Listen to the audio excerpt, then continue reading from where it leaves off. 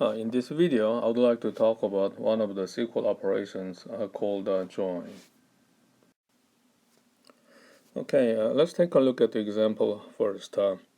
Let's say if we want to have the information about employee ID, last name, salary, and the department name, obviously we need these two tables rather than just one table.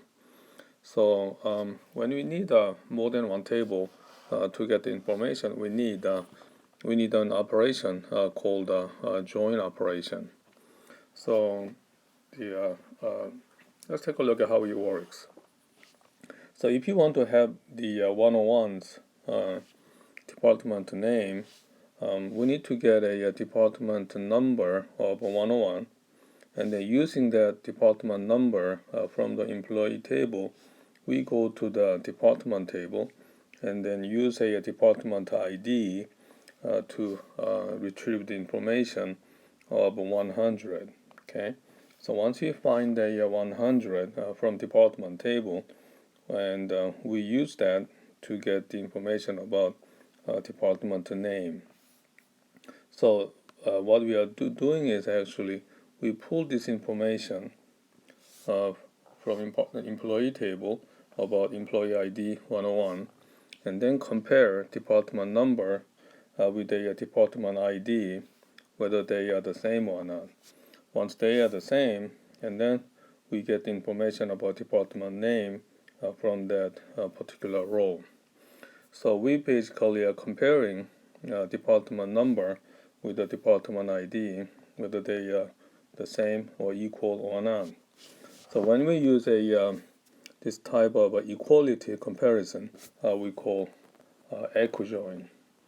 There are other types of joins called theta join, but we will not talk about that. So in this class, we'll talk about only equijoin, or just a join. So when you say just join, what I mean by that from now on is equijoin. So let me read this definition here. So R1 join R2, we have to specify the join condition. So in this case, department number is same as department ID. So R1 with the join condition R2 produces all possible combinations of tuples. As you may remember, tuples also known as rows. And from R1 and R2, those two tables satisfying a join condition with the equality comparisons. So known as equijoin or just a join. Alright, so now let's practice a join operation using the two tables as you saw in previous page. Okay, so let's create two tables, department table and employee table. Also let's populate them. For your convenience, I already create them and then populate them. So let's make a copy as usual. Okay, and then let's paste it. Let me copy first and go to our SQL server. And if you have a clean the editor window open, then you can just paste them. Okay, so as you can see over here, we have a definition for employee defined in the schema DBO. Can you see that? Create table. Also we enter the data using insert into. Okay, and also we create a table department in schema called the DBO, and then we enter the data like that. Alright, so let's execute this script. So looks like everything's okay. Alright, so let's take a look at what we just did again to confirm it. So go to your database, go to table, refresh it. So we have a department table and employee table. Alright, so now let's look at the queries. Okay, so let me make a copy of these queries. Okay, make a copy, go to your SQL Server. Let's have a new editor window and paste it. Alright, so let's look at these statements one by one. So let's take a look at what we have here. So as you may remember, star means every column, all the columns from employee table, and also all the columns from department table. So this is exactly the same tables and same data you saw in the previous page. Okay, so we have employee ID, last name, salary, and department number in the employee table. In the department table, we have department ID, department name, and the budget. Okay. All right. So let's say we'd like to have all the information about employee ID, last name, salary, and department number, and department name, and the department budget. Okay. And to do that, we need these two tables. We need to get information from these two tables. And the way we're going to do it is compare the department number from the employee table with a department ID from the department table. If the department number and department ID has the same value, and then we join those rows. Okay, so 101, department number is 100, and department ID is also 100. So this will be joined with the one with the department ID 100. In case of 103, it will be joined with 200, like finance. In case of 104, it will be joined with a department number 300. So this will be joined with 300 in the department table. Okay. So join condition is this. Okay. So this one is a join condition.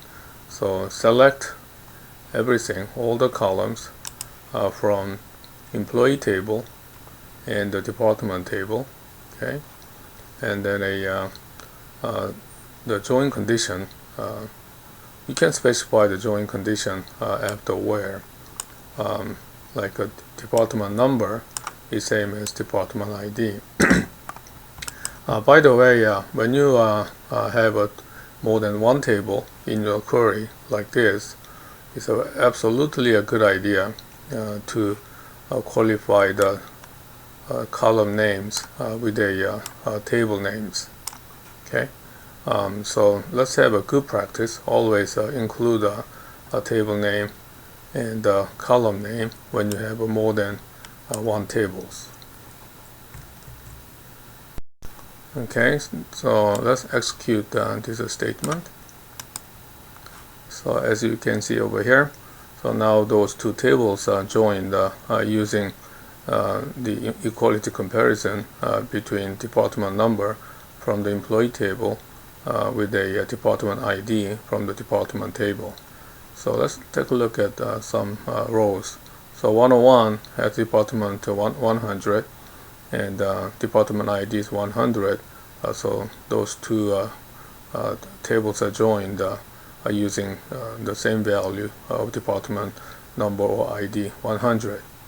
Okay, let's go 103. So this guy is working for 200, and 200 department name and budget at finance and 30,000 and so on. Okay, but actually this is the old syntax. In the old syntax, you specify the join condition after where. But if you remember, we actually specified a restriction condition also after where. Okay, so in a new syntax for the join operation, we specify the join condition after on. Okay, and also the restriction condition that will be still specified after where. But in the new syntax again, join conditions specified after on. Okay, so functionally they do exactly the same, but we can more we can specify the join conditions now more explicitly have the on operation. So let me execute both.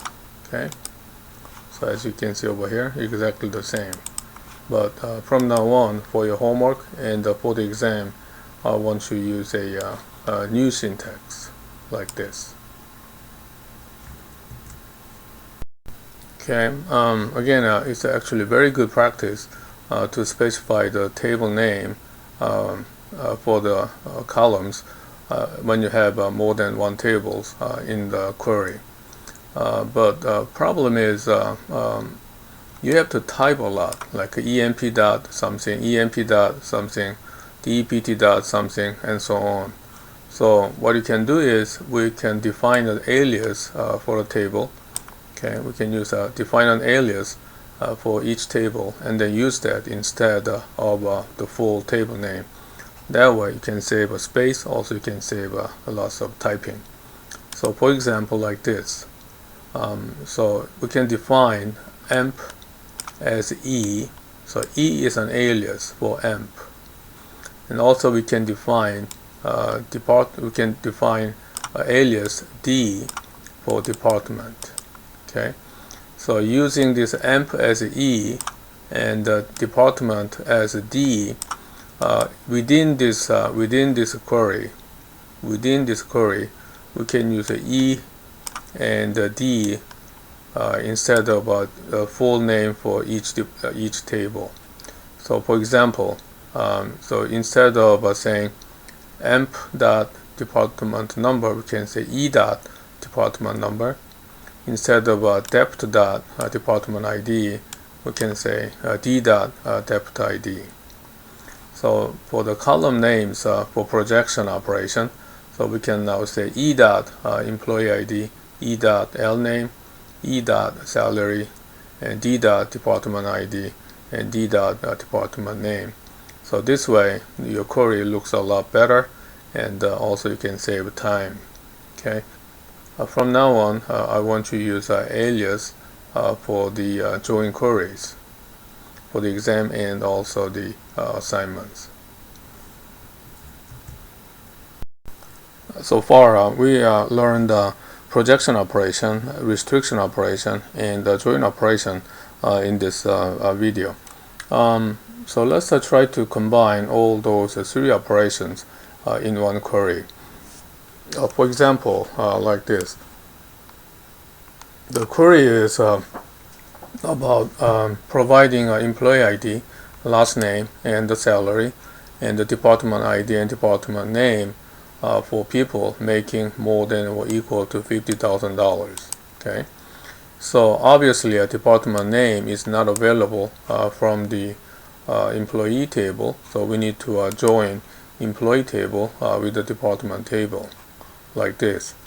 Okay, so we define the alias e for employee, the d for the department. Okay, so our join condition, so this is a join condition.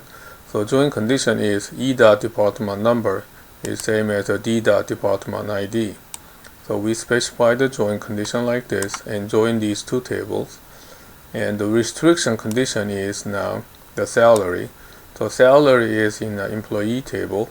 So e dot salary is greater than or equal to $50,000.